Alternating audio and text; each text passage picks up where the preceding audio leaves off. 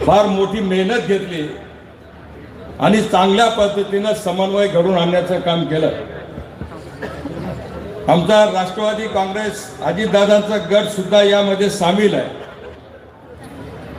आम्हाला कमी जागा मिळाल्या असतील, परंतु आमचा सर्वांचा हेतू हा होता की ह्या शहराचा खऱ्या अर्थाने विकास आपल्याला करायचा असेल तर महायुतीतल्या सर्व पक्षांनी एकत्र आलं पाहिजे आणि या शहराचा सर्वांगीण विकास झाला पाहिजे।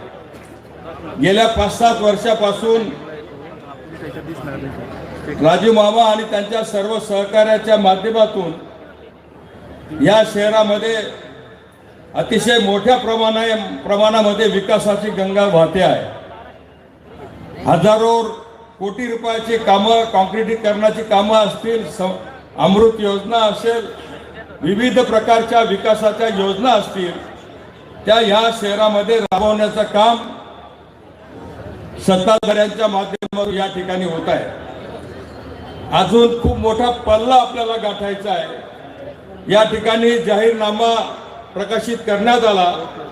त्या जाहीरनाम्यामध्ये जी काही कामं, जे काही विजन दाखवलेलं आहे ते अतिशय उत्कृष्ट असं विजन आहे, उत्कृष्ट असा प्लॅन आहे आणि त्या पद्धतीने जर कामं करण्याचा प्रयत्न झाला तर निश्चितपणानं ह्या शहराचा विकास हा भविष्यामध्ये आपल्याला वेगळ्या पद्धतीने दिसेल। आपल्या सर्वांचा मानस आहे हे शहर स्वच्छ झालं पाहिजे, सुंदर झालं पाहिजे, हिरवगार झालं पाहिजे, या शहरातल्या नागरिकांना चांगल्या सुविधा मिळाल्या पाहिजे, या शहरातल्या नागरिकांना रोजगार मिळाला पाहिजे, चांगलं शिक्षण मिळालं पाहिजे, या साऱ्या गोष्टीचा समावेश या ठिकाणी मित्र करण्यात आलेला आहे। मी सुद्धा ह्या प्रभागामध्ये काही वर्ष नगरसेवक होतो। आम्ही त्यावेळेला सुद्धा चांगल्या पद्धतीने कामं करण्याचा प्रयत्न केला, परंतु मागच्या महिन्यामध्ये मी जेव्हा ह्या भागामध्ये आलो तर त्याच्यानंतर बघितल्याच्या नंतर असं वाटलं की अतिशय वेगळ्या पद्धतीचा विकास या ठिकाणी झालेला आहे।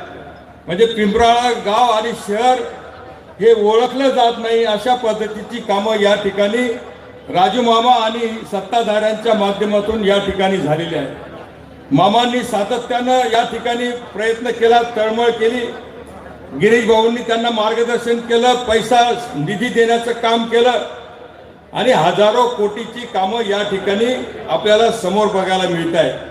आणि म्हणून मी आपल्या सर्व नागरिक बंधू भगिनींना आवाहन करेन की आपण सर्वांनी जे उमेदवार या ठिकाणी दिलेले आहेत, 8 प्रभागामध्ये असतील, 9 प्रभागामध्ये असतील, 10 प्रभागामध्ये असतील, या सर्व उमेदवारांना जर आपण निवडून दिलं तर मला खात्री आहे की अजून या गावाचा, या परिसराचा चेहरा मोहरा हा निश्चित बदलल्याशिवाय राहणार नाही।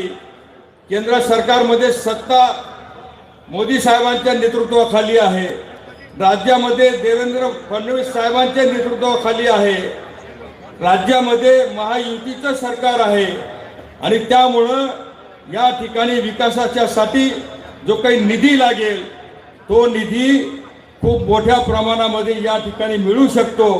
कुठल्याही प्रकारची कमतरता पैशाची, निधीची या ठिकाणी पडणार नाही आणि म्हणून आपल्याला आवाहन करतो की सत्ता असलेल्या पक्षाच्या उमेदवारांना आपण या ठिकाणी निवडून द्यावं, एवढीच विनंती या ठिकाणी करतो आणि